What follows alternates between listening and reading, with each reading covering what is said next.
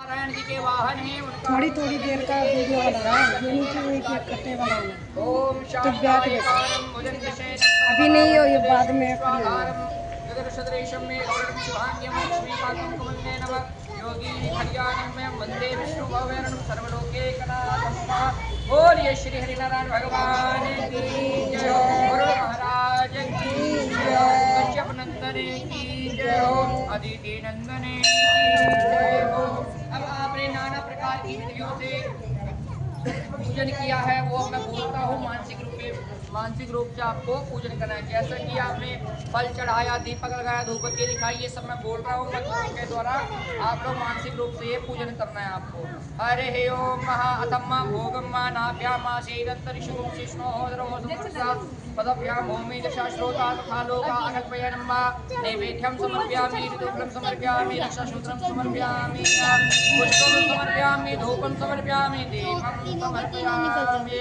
बोलिए कश्यप नंदन की जय हो। अथम कथा का श्रवण करेंगे सभी, हो सके तो हाथ में कुछ रख लेंगे, कुछ नहीं तो फूल इत्यादि रख लो आप। लिया सतिंदर गोमी, सतिंदर गोमी गरुड़ महाराज सतिंदर गोमी लिया फूल लिया हाथ में, ये दे कन्या। चलो जी कथा शुरू करते हैं। धार्मिक कथाओं के मुताबिक बताया जाता है कि एक विशाल काकड़ के पेड़ पर एक चील रहती थी। तो यह एक विशाल पहाड़ था, उसके पेड़ पे एक चील रहती थी। उसे पेड़ के नीचे एक सियारिन भी रहती थी। उसी पेड़ के नीचे कौन रहता था? एक सियारिन रहती थी। तो जो मेरे को लगता है लगभग सभी को पता है सियारिन कौन होता है, ये कौन होती है।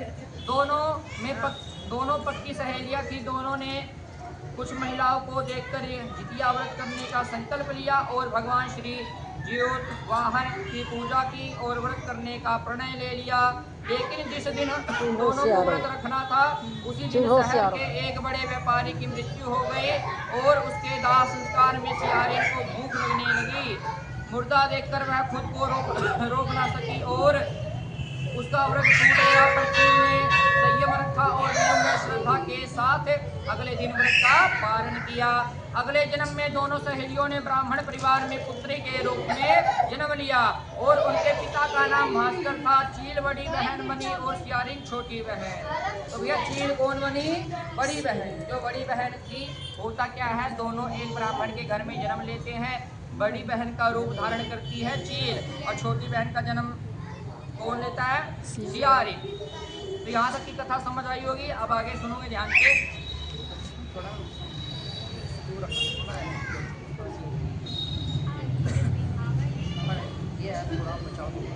अगले जन्म में दोनों सहेलियों ने ब्राह्मण परिवार में पुत्री के रूप में जन्म लिया।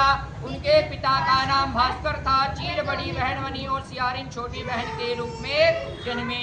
चील का नाम शीलवती था। क्या नाम था जी चील का? शीलवती। शीलवती कौन थी? बड़ी बहन या छोटी बहन? बड़ी बहन। बड़ी बहन। तो शीलवती रखा गया। शीलवती की शादी बुद्धिसेन के साथ हुई, जबकि सियारिन का नाम कपूरावती रखा गया और उसकी शादी उस नगर के राजा मलाय केतु के साथ हुआ। भगवान जीवोत्वाहन के आशीर्वाद से शीलवती के 7 बेटे हुए। कितने पुत्र हुए जी उनके? 7 पुत्र हुए। पर कपूरावती के सभी बच्चे जन्म लेते ही मर जाते थे। कुछ समय बाद शीलवती के 4 पुत्र बड़े हो गए और वे सभी राजा के दरबार में काम करने लगे। कपूरावती के मन में उन्हें ईर्ष्या की भावना आ गई और उसने राजा से कहकर सभी बेटे के सर काट दिए। उन्हें 7 नए बर्तन बनवाकर उसमें रख दिए और लाल कपड़े से ढककर शीलवती के पास भिजवा दिया।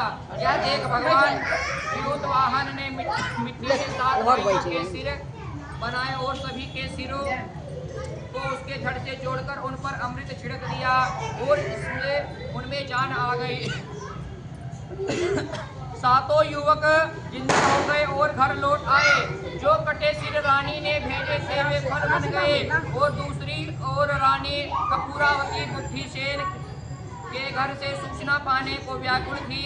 जब काफी देर सूचना नहीं आई तो कपूरावती स्वयं बड़ी बहन के घर गई और वहां सबको जिंदा देखकर वह सन्न रह गई, शांत रह गई। और जब उसे होश आया तो बहन को उसने सारी बात बताई। अब उसे अपनी गलती पर पछतावा हुआ और भगवान जीवोत्वाहन की कृपा से शीलवती को पूर्व जन्म की बात याद आ गई।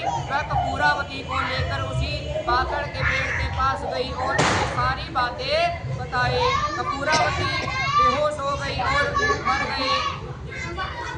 जब राजा को इसकी खबर मिली तो उन्होंने उसी जगह पर जाकर बाकड़ के पेड़ के नीचे कपूरावती का दाह संस्कार कर दिया। चील और सियारिन की कहानी कुछ ऐसी है कि एक नगर में किसी वीरान जगह पर पीपल का पेड़ था। इस पेड़ पर एक चील और इसी के नीचे एक सियारिन भी रहती थी।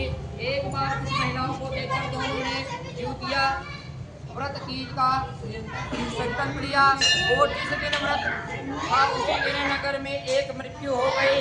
उसका शव उसी निरंजन स्थान पर लाया गया। सियारिन यह देखकर व्रत की बात भूल गई और मांस को खा लिया।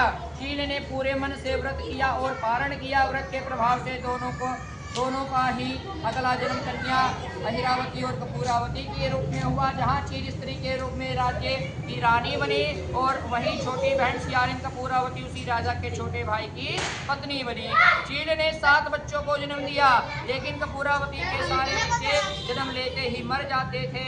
इस बात से जल भुनकर एक दिन कपूरावती ने 7 बच्चों के सिर कटवा दिए और घड़े में बंद कर बहन के पास भिजवा दिया।